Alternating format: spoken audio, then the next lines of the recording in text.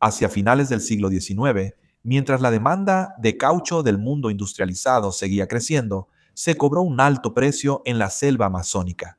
Lejos de las fábricas y las minas de quienes montaban sus bicicletas, miles de hombres, mujeres y niños indígenas estaban siendo cazados, esclavizados y asesinados. Todo esto se hacía para satisfacer la aparentemente interminable demanda mundial de caucho amazónico. En el video de hoy veremos la inquietante historia del genocidio de Putumayo. Quizás sea útil comenzar con una breve descripción de por qué el caucho era tan demandado. Era uno de los materiales más vitales de la era industrial. Antes de que existieran alternativas sintéticas, el caucho natural poseía una combinación única de propiedades. Era flexible, impermeable, duradero y un excelente aislante eléctrico, lo cual era vital para todo tipo de máquinas. El caucho también era vital para las ruedas de las bicicletas y, más tarde, de los automóviles. Para finales del siglo XX, no era posible que una economía industrial moderna funcionara sin caucho. Antes del desarrollo de grandes plantaciones de caucho en el sudeste asiático y en el Congo, la selva amazónica era la principal fuente mundial de caucho natural, proveniente del árbol del caucho pará. Debido a que los árboles estaban dispersos por la selva en lugar de estar en plantaciones concentradas, extraer caucho era extremadamente laborioso. Los trabajadores tenían que recorrer largas distancias a través de la densa selva tropical, lo que hacía que la producción fuera costosa y difícil. Gran parte del caucho se podía encontrar en la región del Putumayo, ubicada en la zona fronteriza de lo que hoy es Perú y Colombia. Pronto se convertiría en una de las zonas más lucrativas para la extracción de caucho. Pero esta región también era hogar de numerosos pueblos indígenas, incluyendo a los Witoto, Bora y Nuyaich, cuyos antepasados habían vivido en la selva durante siglos. Estas comunidades poseían un conocimiento extenso del entorno selvático, pero para los empresarios del caucho representaban algo completamente diferente, una fuente de mano de obra que podía ser explotada sin temor a interferencias externas. Uno de los individuos que llegó a esta conclusión fue Julio César Arana, un empresario peruano que había construido una de las empresas de caucho más grandes en el Amazonas. Durante la década de 1890, comenzó a adquirir puestos de comercio y operaciones de caucho en la región del Putumayo, buscando controlar gran parte del comercio de caucho. Como pocos forasteros estaban dispuestos a realizar el agotador trabajo de recolectar caucho en la selva, los gerentes de la compañía recurrieron cada vez más a la coerción. No era raro que bandas armadas de mercenarios colombianos o peruanos obligaran a los indígenas a trabajar para ellos. Pero este trabajo forzado a pequeña escala gradualmente evolucionó hasta convertirse en un sistema organizado de esclavitud. Las compañías rivales de caucho luchaban entre sí por el control de las plantaciones de caucho y de la mano de obra esclavizada. Los rivales de Julio César fueron encarcelados y solo serían liberados si entregaban su territorio y a sus trabajadores indígenas capturados. Durante un tiempo, Julio César estuvo asociado con un empresario llamado Benjamín Lorange. Ambos trabajaron juntos para controlar gran parte de la región del Putumayo. Pero luego, en 1903, Benjamín murió en circunstancias misteriosas, envenenamiento por arsénico.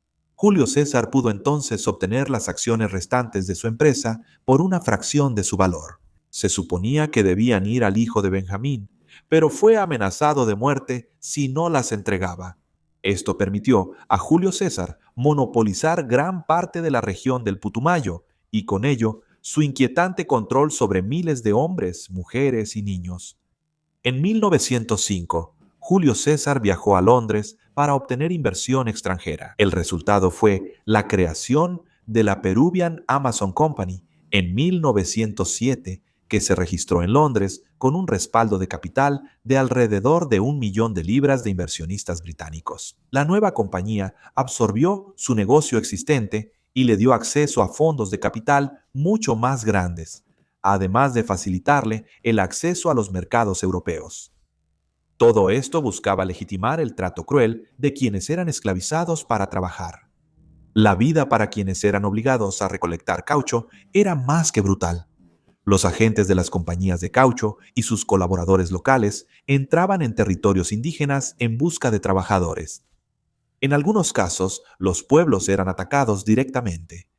Los hombres eran asesinados si se resistían, mientras que las mujeres y los niños eran capturados.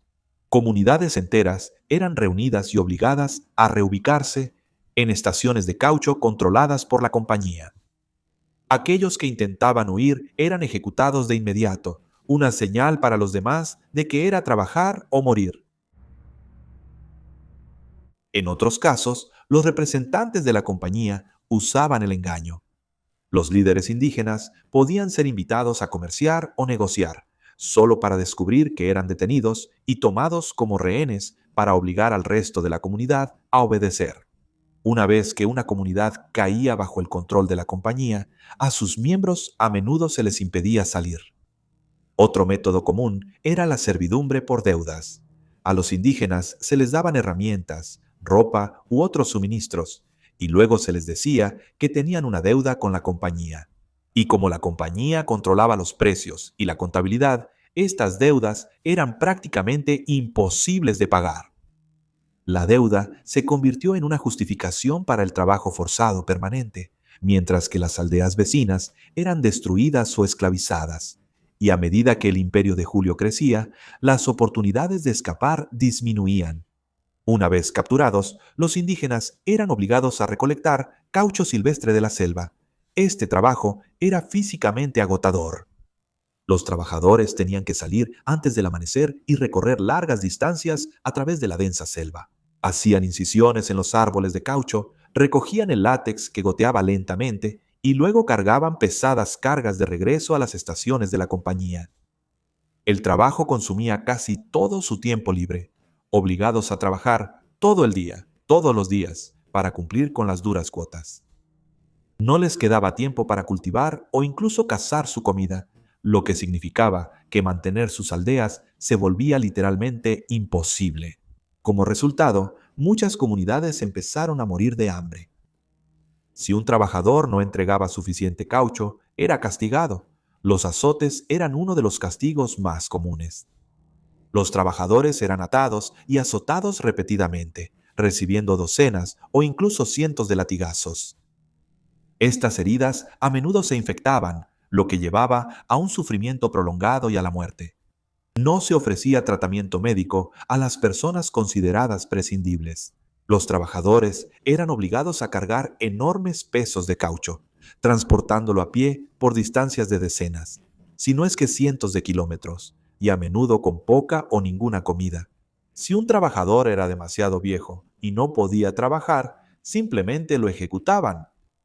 Uno de los castigos más perturbadores que se usaban era quemar vivo al trabajador. Les echaban queroseno encima y les prendían fuego. Aún más perturbador, estos actos no se hacían solo como castigo, sino para el macabro disfrute de la gente de Julio. A menudo, los castigos se llevaban a cabo no por no cumplir una cuota, sino simplemente por entretenimiento. Se les cortaban las extremidades, a los niños pequeños los balanceaban por los pies para que sus cabezas se estrellaran contra los árboles o los crucificaban con la cabeza hacia abajo. A los que morían, a menudo los dejaban pudriéndose, siendo devorados por gusanos y perros. Las mujeres sufrían un trato especialmente brutal bajo este sistema tan sombrío. Muchas eran obligadas a trabajar junto a los hombres, mientras al mismo tiempo sufrían abusos sexuales generalizados. Los funcionarios de la compañía y los supervisores trataban a las mujeres indígenas como propiedad personal para abusar de ellas a su antojo. Pero algunos miembros de la población nativa se ganaron un lugar de confianza, grupos conocidos como los muchachos de confianza. Estos eran grupos de hombres indígenas que eran llevados y entrenados desde jóvenes para servir como vigilantes de la fuerza laboral esclavizada. Estaban fuertemente armados y eran enviados a las regiones más peligrosas de la selva. Pero lejos de sus jefes de la compañía, muchos usaban su poder para resolver viejas rivalidades o disputas tribales. Estos muchachos de confianza fabricaban levantamientos como pretexto para masacrar a miembros de tribus rivales, pero ellos también podían ser ejecutados de inmediato si no cumplían con las expectativas de la compañía. Durante muchos años, los informes de violencia circularon más allá del Amazonas, pero recibieron poca atención. La región era remota, la comunicación era difícil y todas las víctimas tenían poca influencia política. Pero el primer gran desafío vino de un periodista peruano llamado Benjamín Roca, quien publicó denuncias de asesinato, esclavitud y tortura en la región del Putumayo. Su reportaje atrajo la atención, pero también generó una feroz oposición de quienes tenían intereses en la industria del caucho. Describió lo siguiente: en más de una ocasión, siempre por falta de peso del caucho, los indígenas eran fusilados, o les cortaban los brazos y las piernas con machetes y sus cuerpos eran arrojados alrededor de la casa. Y más de una vez se ha presenciado el repugnante espectáculo de perros arrastrando los brazos o las piernas de uno de estos desafortunados. Rucker obtuvo testimonios de exempleados que fueron testigos presenciales, aquellos que habían visto o participado en los asesinatos y la tortura de los trabajadores. Publicó varios artículos, pero pronto fue arrestado y retirado de la zona. Sin embargo, eso no ocurrió antes de que pudiera entregar sus hallazgos y pruebas a otro hombre responsable de sacar a la luz los crímenes, Walter Hardenberg.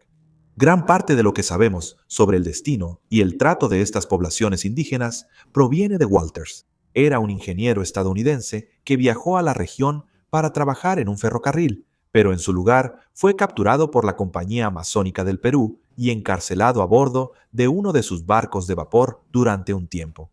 Vio de primera mano el trato cruel y los abusos cometidos por los hombres de Julio.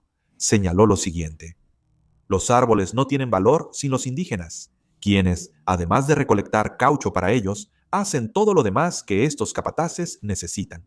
Los alimentan, les construyen, corren para ellos, los cargan y les proporcionan esposas y concubinas.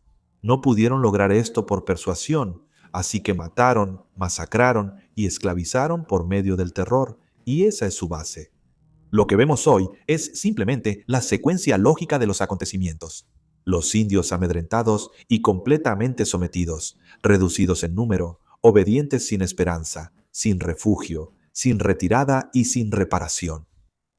Los crímenes de la compañía eventualmente se volvieron imposibles de ignorar, especialmente cuando un hombre llamado Roger Casement entró en la historia.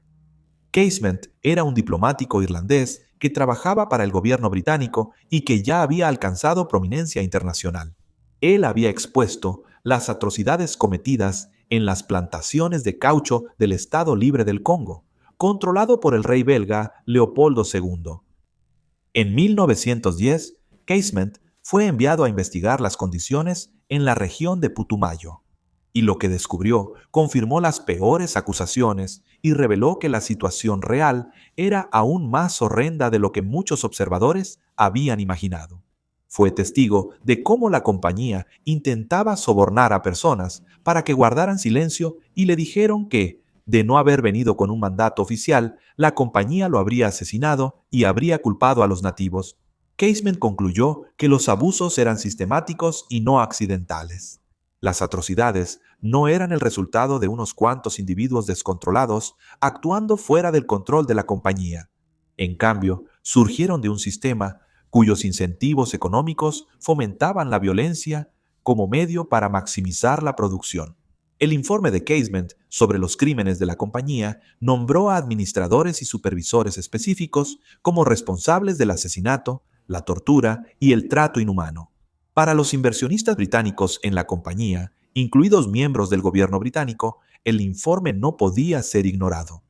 Se emitieron órdenes de arresto, lo que llevó a que muchos de los gerentes y empleados de la compañía huyeran de la justicia. Algunos incluso se llevaron consigo a cientos de trabajadores indígenas esclavizados, traficándolos para ser explotados en otros lugares. Algunos huyeron a otras plantaciones en Sudamérica, mientras que otros escaparon al Caribe o regresaron a su hogar en Perú. El aislamiento del Amazonas y las complicaciones políticas entre Perú y Gran Bretaña hicieron que los procesos judiciales fueran difíciles. Varios gerentes de nivel inferior fueron acusados, pero enfrentaron sanciones sustanciales. El fundador de la compañía, Julio César, negó responsabilidad por muchos de los crímenes y evitó cualquier condena penal. Su compañía fue liquidada, pero él retuvo gran parte de la tierra y la mano de obra esclavizada. Él continuó explotando a las poblaciones indígenas, utilizando marchas forzadas para traficar a miles de personas. Aunque su nombre quedó permanentemente asociado con el escándalo, él mantuvo una influencia y riqueza considerables. Los sistemas legales y políticos de la época demostraron ser incapaces de impartir justicia proporcional a la magnitud de los crímenes que habían ocurrido. Murió en 1952 a los 88 años sin un centavo debido a un mal negocio durante la Gran Depresión. Pero Julio nunca respondió realmente ante la justicia por sus crímenes. Las atrocidades cometidas en la región de Putumayo están entre los ejemplos más perturbadores de atrocidad colonial. Trágicamente, sigue siendo mucho menos conocido que muchos otros genocidios del siglo XX. El genocidio de Putumayo cobró entre unas 32.000 y 40.000 vidas, y algunos historiadores estiman que la cifra real es aún mayor. Lo que hace que esta historia sea especialmente perturbadora es la motivación detrás de la violencia. Fue la avaricia. La destrucción de todo un pueblo fue vista por los responsables como un costo aceptable de hacer negocios, considerándolos poco más que herramientas desechables. En algunas áreas, hasta el 90% de las poblaciones indígenas desaparecieron, y esto sucedió en solo unas pocas décadas.